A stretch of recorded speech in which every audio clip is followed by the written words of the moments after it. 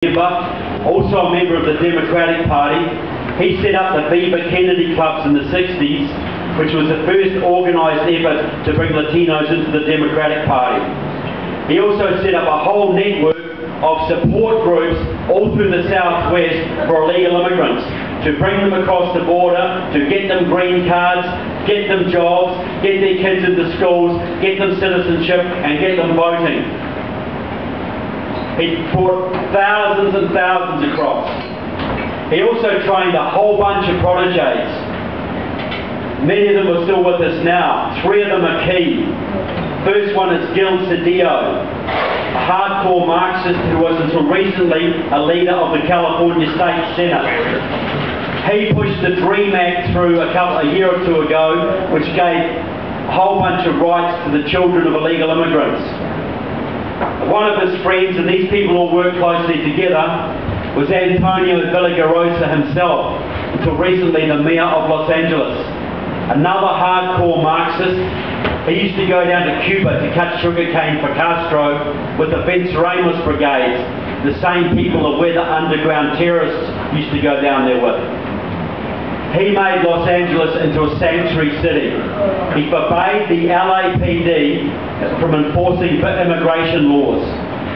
And the illegals flooded in, changed the whole demographics of Los Angeles and Southern California. Third person in this little group is Maria Elena Durazo, another hardcore Marxist. She is the leader of the California AFL-CIO, the head of their labour movement. Now she has initiated the huge union-driven Latino voter registration drives and get out the vote efforts that have changed the entire voting patterns of that state. She has signed up hundreds of thousands of Latinos, got them voting. Now California, which was once reddish purplish, is now solidly blue. Even Orange County, once the most conservative region in the United States, is now purple. And all of the electoral college votes of California, your most populous state, now go to the Democratic Party. All of them. Permanently. It's very important in any presidential election. And that was a deliberate policy done by the Communist Party and the labour unions in California, working through the Democrats to change that state forever. And they have succeeded. Now we'll move across a bit to Arizona. Lorenzo Torres died last year, the most successful politician to come out of that state in decades, and I bet you've never heard of him. Lorenzo Torres was the leader of the Latino Commission of the Communist Party USA, and his job was to set up immigrant support networks for the entire Southwest, to set up Latino voting drives, to organise opposition to any crackdowns on illegal immigrants, and to change the composition of those states, which he helped to do. He also led the effort to set up a movement in Arizona which gave your House of Representatives 3 communist-affiliated representatives out of that state. Arizona, the reddest state, one of the reddest states in your union, one of the most libertarian, has 3 Communist Party affiliated members in their congressional delegation. Raul Grijalva, Ed Pastor, and the freshman Kirsten Sinema. And that was all the work of Lorenzo Torres. Now we go forward. Alistair Medina. He's with us now, folks. Until a couple of weeks ago, he was Executive Vice President of the SEIU Union, the largest union in your country, the one with the biggest Latino membership. He is a driving force behind the immigration bill that went through your Senate not long ago.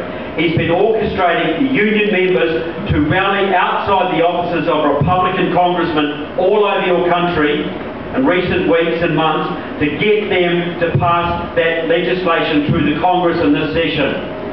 It's his #1 priority. He is orchestrating this. He works very closely with Raul Grijalva, works very closely with Luis Gutierrez, another Marxist-Leninist, a representative out of Illinois, who's been driving this in the House of Representatives. Gutierrez used to be a member of the pro-Cuban Puerto Rican Socialist Party, a Marxist-Leninist group. Eliseo Medina is the head of the immigration rights movement in this country. He's a member of Democratic Socialists of America and a big-time supporter of the Communist Party USA and a former member of Obama's Latino Advisory Committee. Now, to prove a little point, which organisation in this country 20 years ago was the most hardcore anti-illegal immigrant? Unions. Exactly. They were constantly lobbying your Congress to stiffen penalties for any employer caught employing illegal aliens. Because they rightly saw that illegal immigrants were unfair competition for their members. They would drive wages and conditions down. Very logical from their point of view. But today, in 2013, which organisation is leading the charge to legalise illegal immigrants? Unions. The unions. Why the change? They want more union members. Part of it. Part of it. Small part. Money. The change. No, not that either. Part of it too. The change is because of what happened in 1995, because that's the year that the Democratic Socialists of America took over the AFL-CIO. Before that, that organisation was there to represent the interests of workers. After that point, it became there to promote socialist revolution. Oh. Now, illegal immigrants are bad for unionised workers, but they are bloody good for socialist revolution. That's why the AFL-CIO is quite happy to sell out its own membership and drive their wages and conditions down and cost them jobs, because the revolution comes first. And it was Eliseo Medina that orchestrated that change, because it isn't easy to get union members to vote against their own interests. But Medina led that campaign for several years, and at the convention in Louisiana in 2000, he engineered the reversal of their immigration policy from anti to pro. Medina did it. Now, why did he want it? What's the big deal? Is it more union members? Yes. Is it more money? Yes. But that's not the main reason. Medina let the cat out of the bag at a big progressive conference in Washington, D.C. 2 years ago. He said, got in front of the comrades and said, "Comrades, we have to get an immigration bill passed. It's the #1 priority for our movement. Our 12 million undocumented workers, we need to give them citizenship and voting rights." And did he talk about compassion or reuniting families or open borders or reinvigorating the economy or giving immigrants a break? Not a word. All he talked about was the numbers. He said this, it's all in the book. He said in 2008, the Latinos in this country voted 80% for Obama and progressive candidates. If we stand by these people, get them citizenship and voting rights, they will stand by our movement. That will guarantee us at least 8 million more Democratic Party votes. 8 million. That will give us a governing majority, not just for the next few election cycles, but for the foreseeable future. In other words, a democratic one-party state.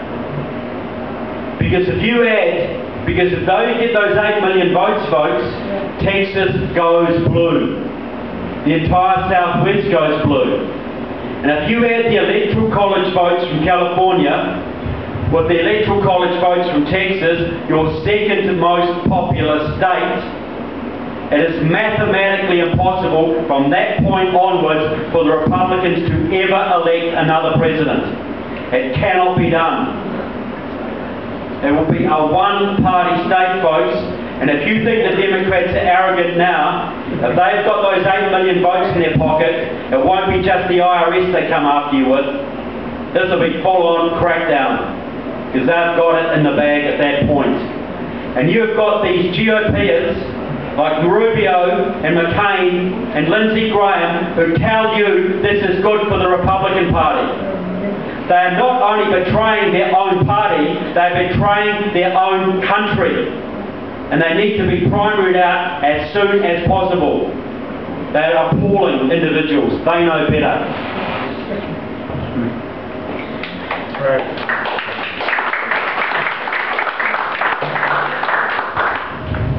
Now, has anybody here ever heard of Obamacare? One or two of you? Good to see you keeping up. Okay. Now look, I know it's not fully socialised healthcare yet. It's not single payer, but we all know where it's going. Harry Reid, Jan Schakowsky have all admitted that. So why does the left want this so much? Why are they hell-bent on it? Why are they bending every rule together? What's the big reason? Well, is it to give Auntie Mabel her hip operation, or the guy in the homeless shelter an even break? Control, power. That's what it's all about. Destroying your economy and controlling you. Now what they do, the left in their publications, they refer back to Britain in the 1930s. Because at that time, the British working class was very patriotic, very pro-king and country, didn't want a bar of that bloody socialist Bolshevik Labour Party. But in 1946, with the introduction of the Beveridge Report and the National Health Service, socialised medicine, it all changed. And within a few years, the entire British working class was locked in behind the Labour Party. It has never shifted. Now I will tell you straight, you know, no matter how bad socialist healthcare is, and I live in a country that has it, and it sucks big time, no matter how bad it is, if it's all you've got, you vote for the party who's going to keep it, not the party who wants to take it away. That's why I can't stand some of these Republicans who say, oh yeah, let's let Obamacare go through, and then people will see what a disaster it is, and then they'll all start voting GOP. Totally naive argument. The left, the Democratic Socialists of America already knows it's going to fail. They know it's going to fail, and they're happy because the next step is single payer. It's going to get worse, folks. They'll fix it by making it worse, not better. They'll take the private insurance companies out of it altogether because they're the greedy capitalists who are mucking things up, right? That's how they play these things. Well, you see what they did with the Republican Party. The Democrats wouldn't negotiate. The Republican Party wanted a deal, and the Republicans got blamed for it. When Obamacare fails, it won't be Obamacare that gets the blame, it'll be the insurance companies and private medical doctors who will be gone. Now just think about this logically too. I still get people who say to me, oh, it's socialised healthcare, you know, all those uninsured people, you know, gives them a break, pre-existing conditions, you know, it's fairer. The big thing they all forget is the word quality. And is there a more important word in healthcare than quality? You want a quality doctor to heal your disease, do you not? You don't want some hack mucking around with your body. Now, if you're in a private healthcare system, and I know it's not fully private or free market right now, but at least you have elements of it. If you're in a free market system, you are a customer, right? You're a customer of that system. And you people in business, I'm sure there's a few here, how do you treat your customers? Like gold. Like gold. They're your lifeblood. They're your friends. They're next to your family. If you're in a socialised system where the government pays all of the bills, and the budget is this big, and everybody's needs have to come out of that one budget, what do you then become? An obligation. A liability. An obligation. A liability. How do you treat your liabilities, folks? Get rid of them. Get rid of them. Liquidate them. ASAP. Any businessman will tell you that. So if you're a 75-year-old guy, right, say this, sometimes some kid tells you how wonderful socialised healthcare is. Say, okay mate, when you're 75 and you've got prostate cancer and you need $100,000 worth of chemotherapy to extend your life 2 or 3 or 4 years, and your next door neighbour, who's your age now, he's 25 and he's working and paying taxes, and he gets leukemia, and he needs $100,000 worth of chemotherapy to extend his life 10 or 20 or 30 years, guess who's going to get the money? Guess who's going to get wheeled up to the end of the corridor and pumped full of morphine and left to slowly die? How can it work any other way? I don't have any hands to hold. If you've got a limited budget and the needs are infinite, because there's infinite health needs, we all need, every woman needs a boob job, don't they? Everybody needs a facelift. Everybody needs something. Everybody wants something. If the needs are limited, you have to ration. If you're a doctor and you've got a 7-year-old girl dying in the bed here and an 80-year-old guy dying here, and you've got a limited budget, where's the money going to go? Where would any humane person put the money? A 7-year-old. Of course you would. I would. You would.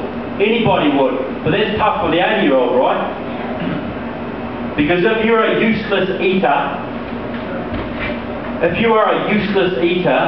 you do not get the same treatment as someone who is a productive member of society. And who's going to be the judge of that? Death panels. The death panels. Well, we don't even have panels in my country, sir. We just know. We don't even call it rationing. We just know if you're old, you don't get the same treatment. You just don't. Simple. Cannot work any other way. Now I know,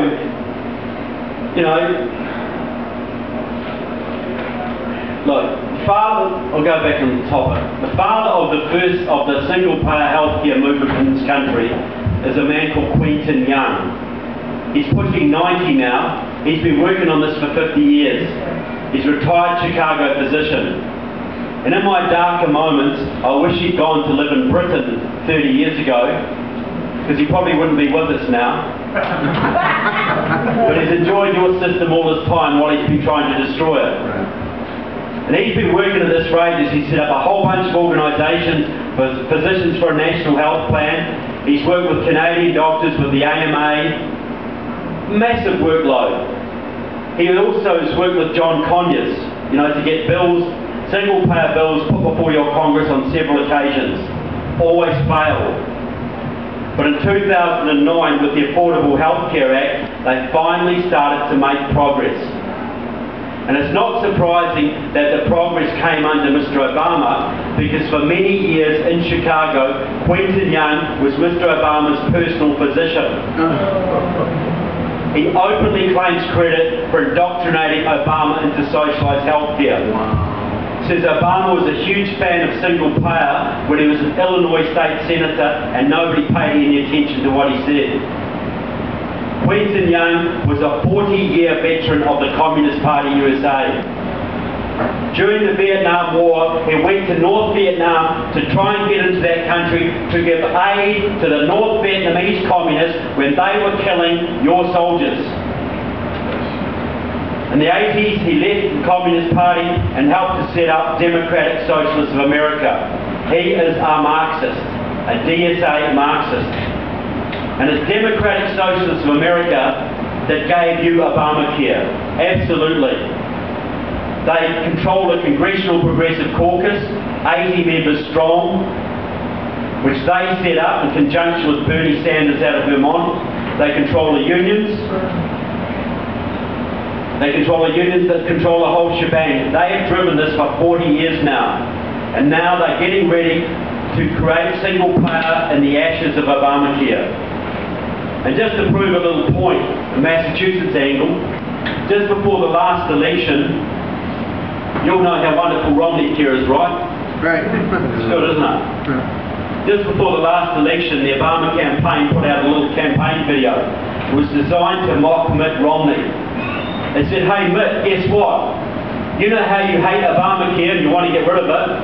Well, the man who designed that for us, the architect of it, their words, was John McDonough. He used to be a legislator in the state.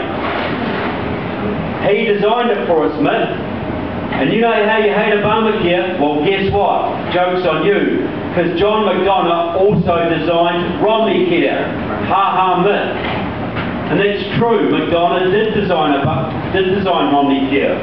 That bill came out of the Massachusetts State Legislature, driven by the DSA supporters in your legislature. Romney tried to push it back, modify it, and make it less socialist. But he got stuck with it.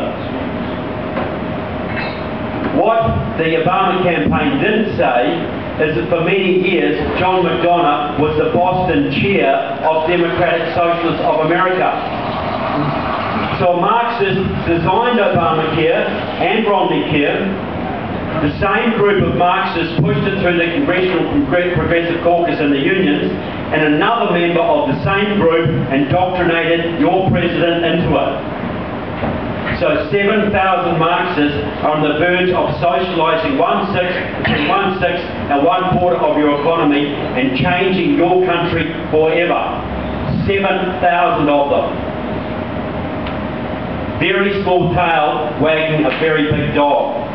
But I will say they've had a bit of help from the Communist Party too. Dave's there, by the way.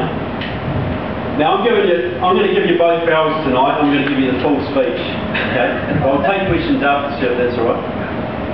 Now, the other thing the book is about is naming individuals. 51 members of the House, 14 senators.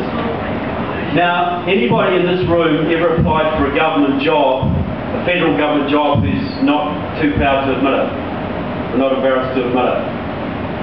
Okay, nobody. Is it true in this country that if you apply for a federal government job, you need an FBI security clearance? I know that you do, folks. They go through your underwear drawers. They can take 2 years to get them sometimes. They go through your childhood associates, your education, if you have any dodgy uncles in the background, overseas travel, drug habits, you name it, they want to know about it. And fair enough too, you know, you might be in a position to influence public policy one day. You might be guarding a nuclear base, or the president.